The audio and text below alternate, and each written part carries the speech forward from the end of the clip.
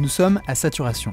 Nous sommes giflés d'images accrocheuses, de notifications intrusives et plus généralement de stimulations bien trop appétissantes pour que notre cerveau puisse leur résister. Les publicitaires se battent pour un accès à notre attention dans des villes qui sont des environnements chargés en distraction et nos téléphones nous rappellent constamment à l'ordre pour nos devoirs sociaux. Liker, partager, répondre, rincer et répéter. Depuis des années, la recherche en neurobiologie montre que nos cerveaux sont facilement distraits par des informations parasites et que l'effort de se remettre à la tâche est coûteux. L'attention a un coût cognitif et lutter contre des distractions apporte une fatigue intellectuelle. Lorsque ces stimulations sont trop nombreuses, elles arrivent à dégrader notre perception du monde que nous voyons et écoutons moins. Elles gênent aussi la prise de décision, la capacité à former des souvenirs, bref, une avalanche de distractions qui peut s'apparenter à des parasites mentaux. Dans un environnement de stimulation permanente, de multitasking confus, nous devenons petit à petit des reptiles réagissant instantanément aux stimuli à notre portée. Nous perdons le contrôle.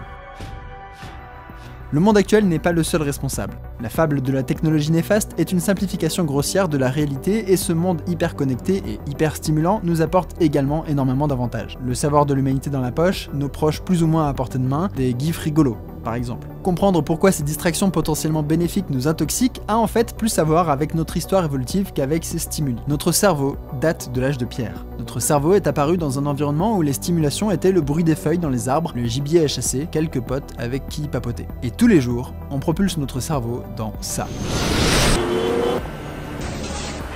Reprenons. Au début du XXe siècle naît l'étude du comportement animal. On se rend compte à l'époque qu'on peut identifier des stimuli qui provoquent une réaction automatique chez les animaux. Un œuf déclenchera une couvaison par un oiseau. Les plumes d'un mâle paon déclencheront un comportement sexuel chez la femelle. Un bec grand ouvert d'un oisillon déclenchera un soin parental. Nicolas Tinbergen, futur prix Nobel, se rend compte qu'il peut recréer ces stimuli simplement. De faux œufs, de fausses plumes de paon, de faux becs. Il découvre alors qu'en modifiant certains paramètres du stimulus, il peut déclencher une réponse encore plus forte. Des œufs en plâtre plus gros et dont les taches sont plus colorées seront plus couvés que les vrais œufs contenant la véritable progéniture. Les femelles paons préféreront les maquettes dont les dimensions sont irréalistes aux pauvres mâles qui sont eux bien vivants. Il nomme ces déclencheurs des stimuli supernormaux et en 2010, la psychologue de Harvard Deidre Barrett propose que nous, les humains, y sommes également sensibles. Nous sommes le fruit d'une lente évolution et notre cerveau est un organe qui a été façonné par les contraintes de 200 000 ans de chasse et de cueillette. Nous sommes des primates en vêtements et notre cerveau vient du paléolithique. Notre mode de vie actuel n'a rien à voir avec celui de nos ancêtres. Nos environnements n'ont plus aucun rapport. Le sucre et les graisses, des ressources rares et prisées dans la nature, sont disponibles en abondance aujourd'hui. Et l'esprit façonné dans les savanes arides n'a pas les outils pour lutter contre leur appétence. C'est l'indigestion. Les divertissements, l'accès à du contenu sexuel facilement, les notifications, gratification sociale sont des équivalents intangibles des sucres mentaux dont nous sommes boulimiques. À courir après toutes ces distractions appétissantes, notre cerveau se retrouve fatigué. Le pauvre, il n'est plus dans sa zone de confort. On s'épuise à réagir, on dilapide nos ressources cognitives, on perd une part de notre attention, de notre mémoire, de nos perceptions. Et on se fuit soi-même au final.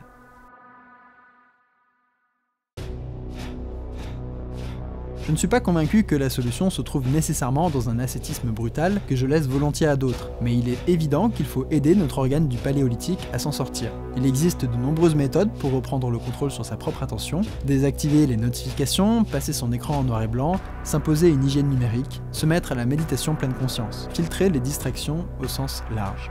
L'important est de reprendre le contrôle sur notre attention et de redevenir vraiment conscient sur ce qui nous entoure, car l'alternative est qu'à force de stimulation parasite, on ne puisse plus vraiment apprécier celles qui sont vraiment importantes.